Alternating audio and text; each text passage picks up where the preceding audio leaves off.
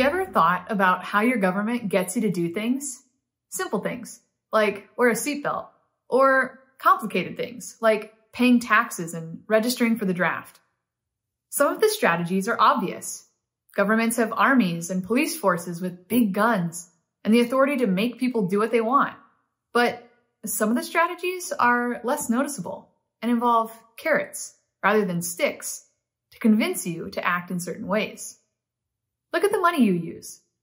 It probably carries faces of your leaders or other symbols of the government. Every time you buy a Mars bar, you're acknowledging the authority of your government to control the medium of exchange.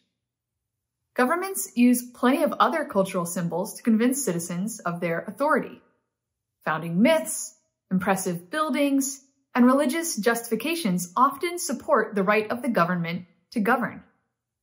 Governments have been using these sorts of strategies for thousands of years. I'd like to introduce you to someone. His name is Suleiman, or more formally,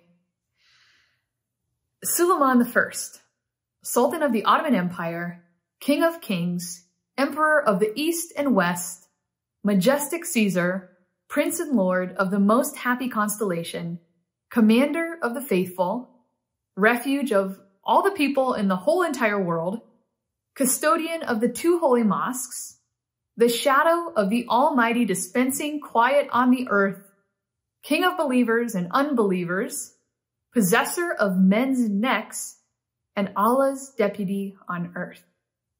To his own subjects, the inhabitants of the vast Ottoman Empire, he was commonly known as Suleiman the Lawgiver. Europeans simply called him Suleiman the Magnificent, and his reign certainly was magnificent.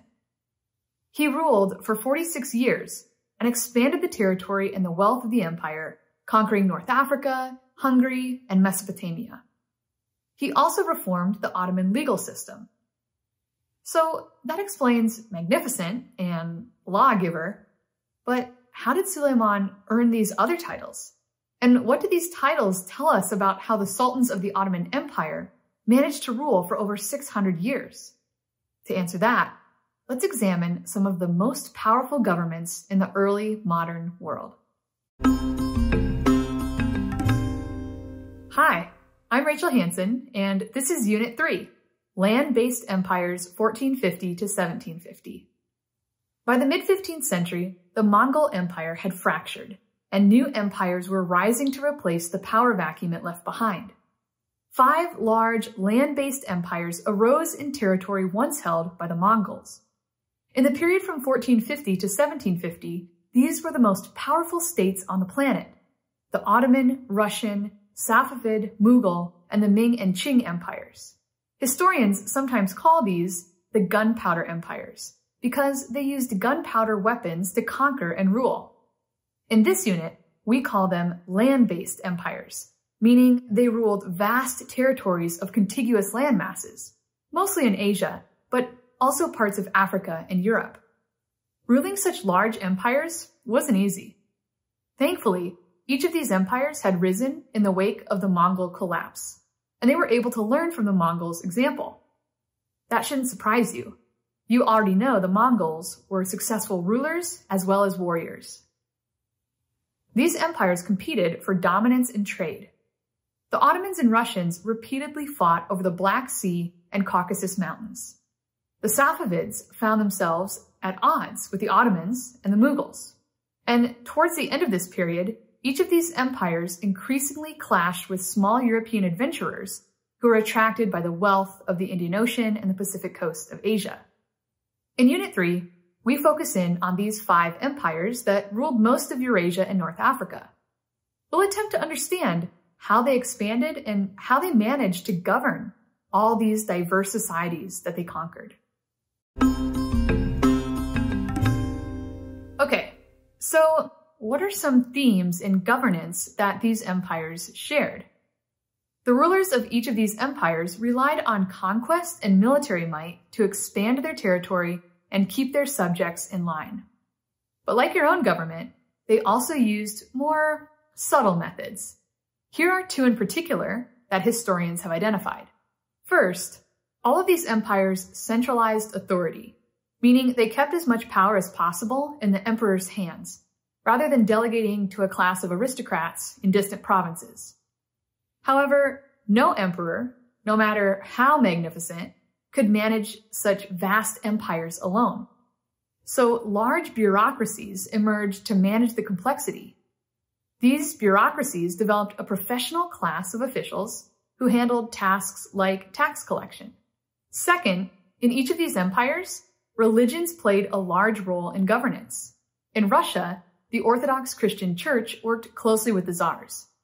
In the Ottoman Empire, the Sultan claimed religious authority for all Sunni Islam. In the Safavid Empire, the Shahs made Shia Islam the religion of the state, putting them at odds with the Sunni Ottomans and Mughals. And in China, different emperors chose to embrace and reject different religions through the years, including various forms of Buddhism, Confucianism, Taoism, and Islam. So in these large empires, culture and religion played a critical role in administering the empire and enhancing the authority of the ruling dynasty and central government. Rulers wielded the authority of their gods along with the power of their gunpowder. Yet, emperors also often found it useful to practice a certain amount of religious tolerance, like the Mongols had, allowing minorities within their empires a role in governance or some local autonomy. Clearly, these powerful empires had many tools at their disposal to conquer and command, and each ruler used them somewhat differently. Let's zoom in on the Ottoman example to see how these themes played out. One fun way to do that is to examine some of Suleiman's many titles. The Ottoman Sultans claimed the title of Caliph. That means he's the religious and political successor to the Prophet Muhammad and leader of the Islamic world, making him Allah's deputy on earth. As the Ottoman Empire conquered more Islamic territories, this title gave the sultans more authority over the faithful. Their conquest of Arabia also gave the sultans custodianship, meaning control of the two holiest cities in Islam, Mecca and Medina. This one, Majestic Caesar, is similar to another title the sultans claimed after they conquered Constantinople in 1453, Kayseri Rum, or Caesar of the Romans. The Ottomans, like the Russian czars and Byzantine emperors, claimed to be the successors of the Roman Empire. Many empires claimed succession from some earlier empire to bolster their authority. In the Mediterranean and Eastern Europe, that was usually the Romans. The Ottoman sultans understood that they ruled many peoples, far and wide, of many ethnicities and faiths, including non-believers. To administer their diverse empire, they utilized two important systems. The first was called the millet system, and the other was called devshirme. Under the millet system, the Ottoman emperor permitted various religious communities, like Christians and Jews, to govern themselves by their own laws, as long as they swore loyalty and paid taxes to the sultan. Millets helped the sultan in Istanbul rule over people of many faiths without provoking revolts in its distant provinces.